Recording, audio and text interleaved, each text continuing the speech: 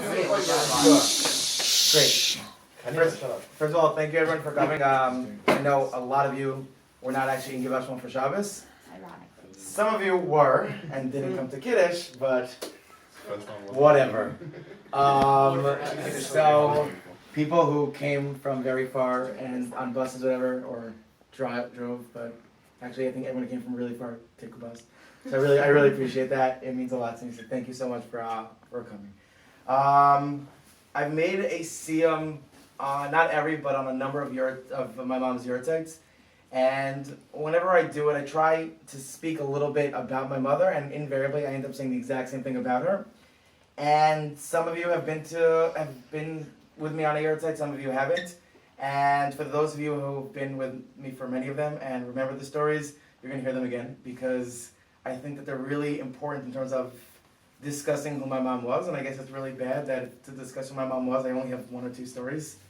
I feel like I should have more, but that's... I think that those are like key highlight points. So, Sum it up. so a couple of things. My mom, this is the 13th yurtzeit. This is my mom's 13th yurtzeit. So I was 12 when she passed away. And it was very sudden when she passed away. She wasn't sick at all. And basically, she had a stress fracture in her leg. And so she wasn't really using her foot so much. She was like in a walking cast. Exactly, she was in a walking cast, but she was using the foot a lot less, and that caused a blood clot to develop. And my dad went to pick her up from work as standard on a Thursday. It wasn't because of anything specific that he picked her up, and she was breathing heavily. And then Friday she took a sick day, which was the first sick day she had taken since my older sister was born. Mind you, Thursday night she was cooking for a person who just had a baby, so she was that's in a, yeah. So this is just the introduction. And then Friday she took the sick day, and she went to the doctor, and at the pulmonologist she was already not responsive and sent to the ICU, and she passed away a couple of hours later. So it was shockingly sudden. And just something that I actually don't usually say. I know some of you might know that I have dark humor sometimes about this. So this is when I'm going to be serious for a second. Few people in this room know what it's like to lose a parent, and it's something that I would never wish on anyone. But it's something that it's not something that happens in the past and that shaped me in the past. It's something that remains with me every single day of my life and continues to shape who I am. It has shaped, and it shapes me today and continues to do that in the future. And it's something that you never forget. And it really is a coping mechanism, because it's something that's it's very painful and it's very difficult. When you get, thank God Michal's pregnant, and God willing, we're gonna have a baby soon. Yay. And it's the kinds of things that you realize it's difficult that you're gonna to be able to live. Know that your kid is gonna come into the world never having met their own grandmother. So it's sad, but at the same time, it's to have made now a Siyum on my second Seder of Mishnah on my mom's yurtzeit, and I've done a couple of Masechtas for my mom. So it's very sad, but it's also it's nice to know that it's the cause for learning Torah for me. It's something that's always a driving force, because there is no one there to give a stamp of approval. So I'm always striving to get that. It's like striving for your mother's, craving for your mother's approval, and in a sense, it does help drive me to be a better person. So, as much as it's sad, I try to look at that from the positive side. So briefly about my mother, as Michal pointed out, clearly that Thursday night was a very difficult time for her, and certainly Friday morning was.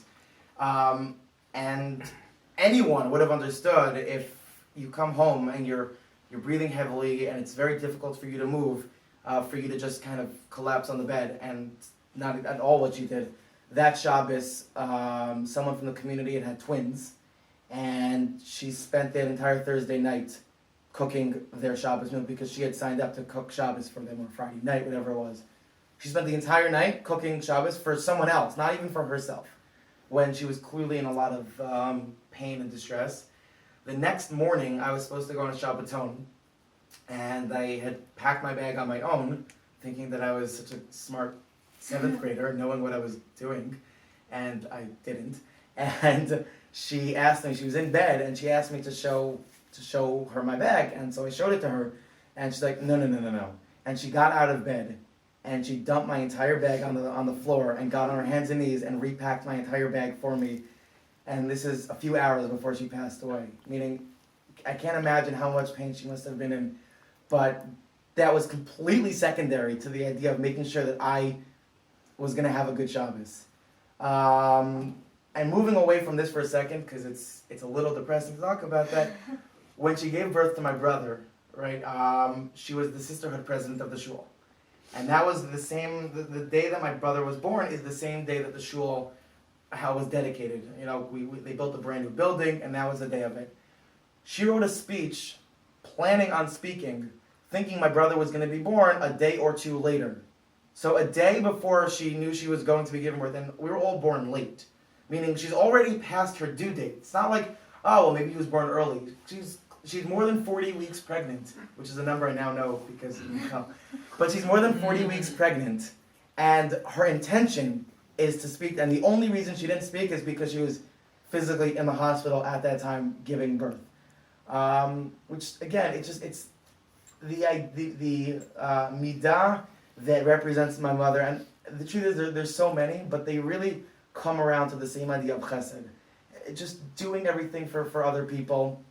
On that same broken leg, we were at a bar mitzvah from someone from the shul. So this is before, but she still had the broken leg. And my friends told me this when I was sitting Shiva, that they remember distinctly her running across the room. Why? Because she, amongst many other things that she did, was the chairperson of the tzedakah committee in the shul. And she saw a person that she needed to give the money to. And so she ran across the room in order to make sure that she got the money to the person before someone else would see, because God forbid someone should ever know that my mother was the one giving the money. As long as the important thing was that the tzedakah was taken care of. It didn't matter that she was the one doing it. And these are traits that are definitely with me today. And I try my best to emulate them in terms of doing as much as I can for others.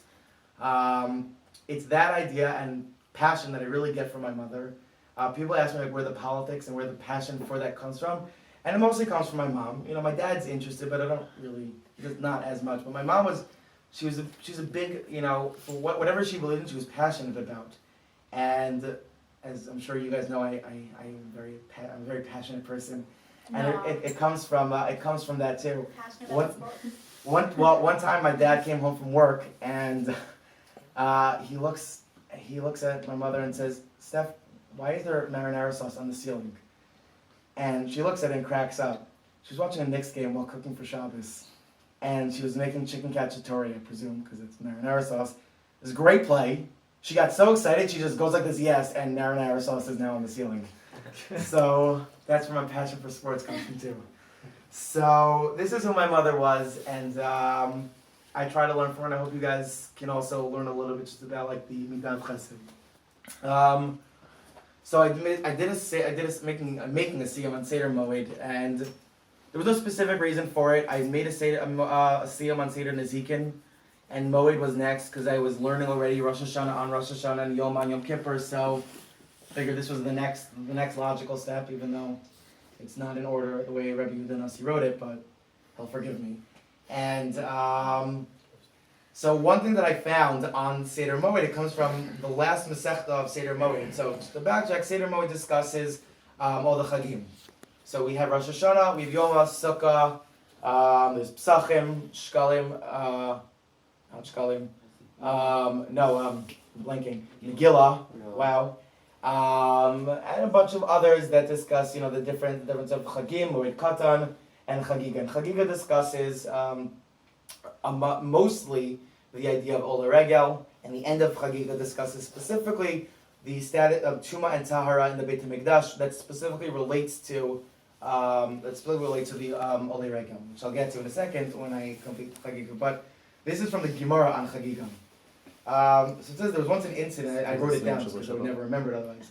There was once an incident involving Rabbi Yochanan ben Broka and Rabbi Elazar Chisma, who went to visit Rabbi Yeshua and Kiyin. So Rabbi Yeshua said to them, "What novel teaching was expounded in the study hall today?" And they said, "We are your disciples, we drink your order," meaning you're our Rebbe, so we can't give you Torah. And he really, really pushes. And he's very adamant that they teach him something. He's like, "Well, did you go to the Beit Midrash today?" "Yes." well, who gave shir today?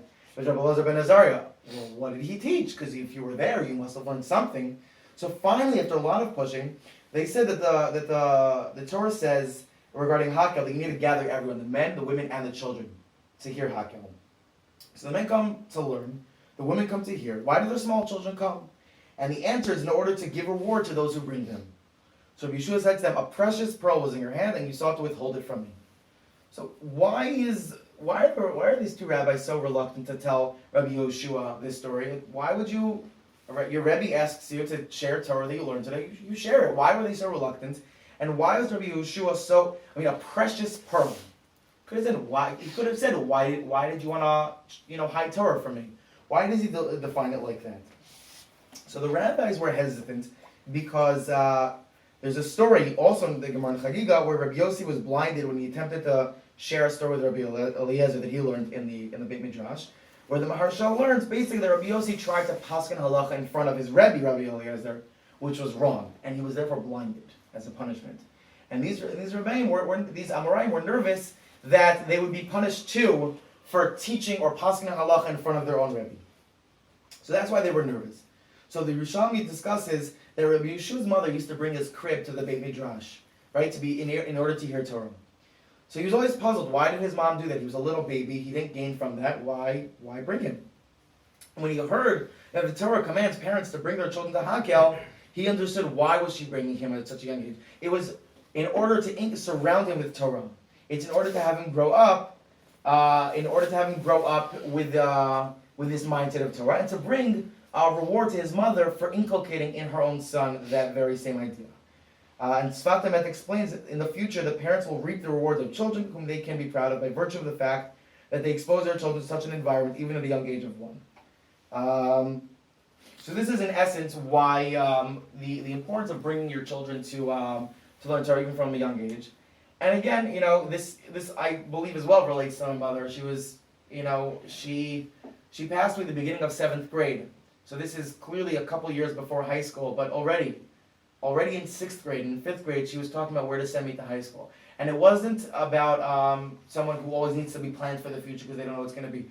She always wanted to know that the next step was taken care of, and it was going to be in a proper Torah institution. And it was really one of the most important things for her, where I went to elementary school, where I would go to high school, where I was, when I was outside of school. It was always important to her to make sure that I had the right Torah education, which is something that she felt she didn't have when she was younger, and she gained, and she always wanted to make sure that her children were educated in Torah. So I believe that fits in nicely.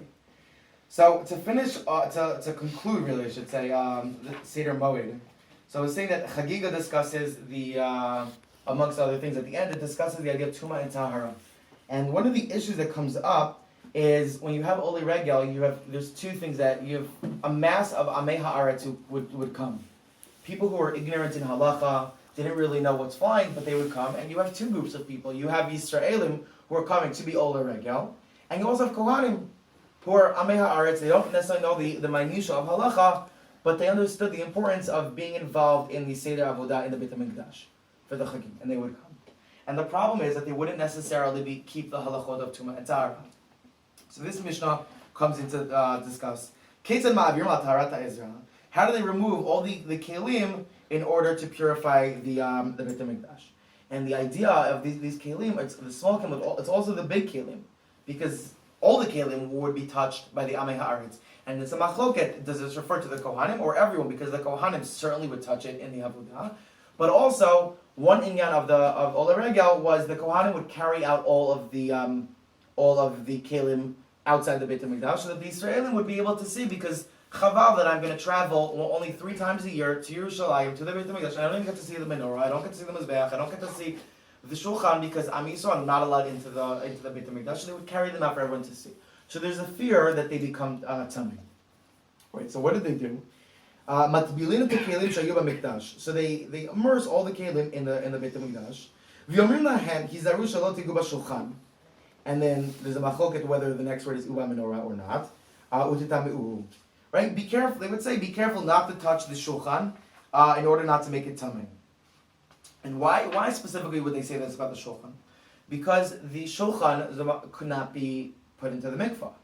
because the pasuk says that the lechem hapanim has to be always before me, meaning before God, on the shulchan. So if they were to immerse the shulchan, they would have to take the lechem hapanim off the shulchan, and that's a problem. So therefore, one opinion holds that they were never allowed to immerse the shulchan in the mikvah. The other opinion is that they actually had the Gemara says that they had backup kelim for everything. The question is, does everything include the shulchan or not? And one opinion is that there was a backup shulchan, so that if the shulchan, God forbid, became tamei, they would transfer the lechem hapanim. They wouldn't transfer. Excuse me. They would put lechem hapanim on the other one, so that there's like a chafifa, a crossover of lechem hapanim out there, and then they would remove it from the first and put the shulchan into the mikvah. Kol hakelim shayu b'mikdash, right? So yesh lam shniyim u'shlishim. She'im nitmu rishonim yaviu shniyim tachteim, right? So it's exactly the idea that all the kelim of the mikdash had a secondary and even a tertiary backup. That if one became tamei, they could bring them. They could bring that in its place. Kol hakelim shayu b'mikdash tu'unin tvila. Right? All the kelim in the mikvah, you were able to be tovel. Chutz mi mizbach hazahav u'mizbach hanechoshet, except for the golden mizbeach, the golden altar for the ketoret, which was inside, and the copper altar, which was the one that was outside for many of the other covenants. Mipnei shehen kakar gediver Rabbi Eliezer, v'chacham or mipnei shehen mitzupin. So we machloket to end off the Mishnah of about the mizbeach, about whether they can be tovel. So first, the Torah makes the Torah connects mizbeach hanechoshet to mizbeach hazahav, or mizbeach hazahav to mizbeach hanechoshet, and in essence, it's saying just like the mizbeach hanechoshet can't be tovel, so the same thing with the mizbeach hazahav. But in essence, we're saying that the halacha is the same, based on a hekesh in the Torah. So the Rabbi Eliezer basically says that since the mizbeach was connected to the ground, and as in it wasn't moved, therefore it doesn't need to be. It can't be. It can't be. You don't tovel it. It can't get tamei in essence. And the Chachamim say no. The mizbeach are actually coated or plated in gold or copper. And there's okay, what do they mean by that? What does that mean that they're plated? Does that mean you're wrong? They can become tamei since they're plated, and your idea of them being on the ground is incorrect, or do you mean that you're wrong for your reason? They don't get tamei because they're plated. Like that's it. So, and what that means is as follows. Rabbi Eliezer held that the mizbeach couldn't be moved, and we hold that wood that can't be moved doesn't contract tumah. And then if the Chachamim are agreeing with him in principle, or arguing with him in principle, what they're saying is you're wrong. It's actually plated in gold, and gold can become tamei, and therefore this can become tamei. Or if they're agreeing with him in principle and arguing with him in logic, they're saying, no. It's very simple. It's only plated. You don't have to say because it doesn't move, whatever. It's not really gold. It's just a plate. So obviously it doesn't need to. Be put. It can't become tamei. It doesn't need to be ever put into the mikvah. So that's the machloket, and it seems that we paskin though that the mizbeach could not contract tumah, and therefore did not need to be put in the mikvah. Hadron alach seder moed v'hydroch alan Hadron alach mesechet chagiga v'slik alan seder moed. Hadron alach mesechet seder moed v'hydroch alan daten alach seder moed v'datech alan lo tinchen minach seder moed v'lo tinchen seminam lo ba'amad adin v'lo ba'amad daten. Hadron alach seder moed v'hydroch alan daten alach seder moed v'datech alan lo tinchen minach seder moed v'lo tinchen seminam lo ba'amad adin v'lo ba'amad daten. Hadron alach seder moed v'hydroch alan daten alach seder moed v'datech alan lo tinchen minach seder moed v'lo tinchen seminam lo ba'amad adin v'lo ba'amad daten. Here tell Fanecha Adonai Eloheinu Vayavotinu Shevei Parcha Munatenu Ba'olam Hazeh Utei Imanu L'Olam Haba Chanina Bar Papa Rami Bar Papa Nachman Bar Papa Achai Bar Papa Abayi Bar Abba Bar Papa Abba Mari Bar Papa Rafa Bar Papa Rachis Bar Papa Surcha Bar Papa Ada Bar Papa Der Bar Papa Harv No Adonai Eloheinu Edivrei Torah B'finu B'fiut Amcha B'Yisrael V'Niha Kulanu Anachu V'Tzitzenu V'Tzitzei Amcha B'Yisrael Kulanu Dei Shemecha V'Lamdei Tortecha Lishma Mevet Techak Minei Mitzvotecha Ki Lilam Hi Li B'Tamim B'Chukecha Lavan L'Vosh L'Olam Lo Eshkach B'Kudecha Kiba Mechitani. Baruch Atah Adonai Lamdeni Chukecha. Amen. Amen. Amen. Tzaveh. Modim Anachnu Lach Adonai Eloheinu V'Avotinu Sheshamta Chakenu Yoshvei Beit Hamikdash V'lo Samta Chakenu Yoshvei Korinot. Shanu Mashkim V'Hem Mashkim. Anu Mashkim Divrei Torah V'Hem Mashkim Divram Tehillim. Anu Amelim V'Hem Amelim. אנו עמלים מקבלים שכר והם עמלים ואינם מקבלים שכר. אנו רוצים והם רוצים. אנו רוצים לחייל למובא והם רוצים לדבר שחת שנאמר ואתה אלוהים תורידם לדבר שחת אנשי דמים ואמרה לא יחצו אליהם ואני אפתח בך. יהי רצון לפניך אדוני אלוהי שכשם שעזרתני לסיים סדר מועד כן תעזרנו להתחיל מסכתות וספרים אחרים ולסיימה ללמוד ולמד לשמור ולעשות ולקיים את כל דברי תורתך באהבה וזכות כל התנאים והאמוראים ותלמידי חכמים יעמוד לי וזרעי שלא תמוש התורה מפי ומפי זרעי וזרע זרעי עד עולם ותתקיים בי בהלכך ודנך אותך ושכחת תשמור עליך והקיצותה היא תשיחך כי בי ירבו ימיך ויוסיפו לך שנות חיים אורך ימים במינה בשמאלה אשר בכבוד אדוני ועזמתין אדוני יברך את עמו בשלום. תודה שמירה אבל יהיו עתיד להתחדע ולהחיה מטיה ולהסקה יתון וחיל מה ולבני קרתה דיור שלם ולשכללה היכלה בגאווה ולמעקר פלחנה נבראה מן ערה ולהטבה פלחנה דשמיא לעתיד וימלך קודשה ברוך מלכותי ויקרא וחייכון ויכון וחיי לכל בית ישראל והגדולה בזמן קריב ואמרו אמן. אמן. יתברך לשלוח את דבר תמם ויתנה סביב. הרבי תודה וגדולה שמית קודשה בריחו. לעילוי כל ברכת אבו תשכו דה ונחמתה. רבי אלמה ואמרו אמן. all ישראל ובנן על תלמידי וכל תלמידי גון והכל מנדה הסמרת דיברת הקדישה די מדי בכל אתר ואתר. יהיה לנו לכון שלום רב אחינו וחזר רחם נחיים נערכים זנים וחי ופרחנה מקדם אבו נשמע יביא הרב אמרו אמן. יהי שלום רב המצום וחיים טובים עלינו והכל ישראל אמרו אמן. וסן שלום רב וברכה מסוס עלינו והכל ישראל אמרו אמן. זר חיה וקיים זר חיה וקיים for the Brits already זר חיה